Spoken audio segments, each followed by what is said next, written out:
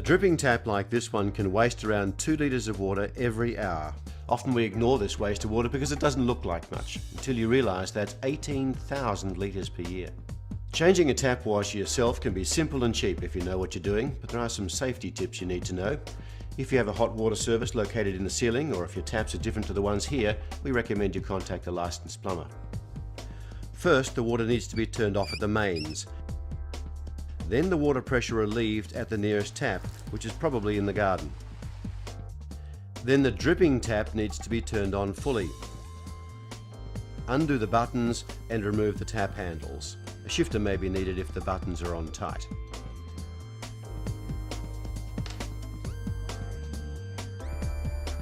Next, the flange is removed. A multi-grip tool may be needed if it's on a bit tight. Once the flange is off, there may be some old silicone that needs to be scraped away. Next, undo the spindle and check that the body washer is intact. If it's not, then it will need to be replaced. Remove the washer and replace it with a new one.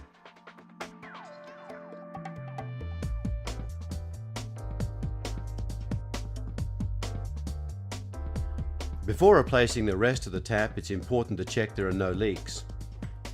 Turn off the taps and then turn the water mains tap back on.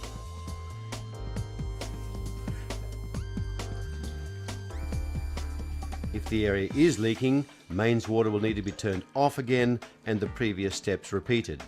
If there are no leaks, replace the flange firmly by hand and replace the tap buttons.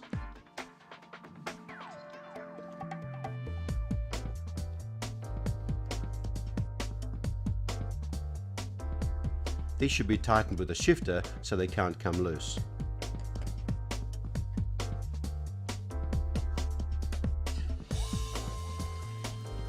If your tap is in a wet area, such as a shower, it's a good idea to seal the area with silicone so water doesn't get into the wall cavity and cause damage.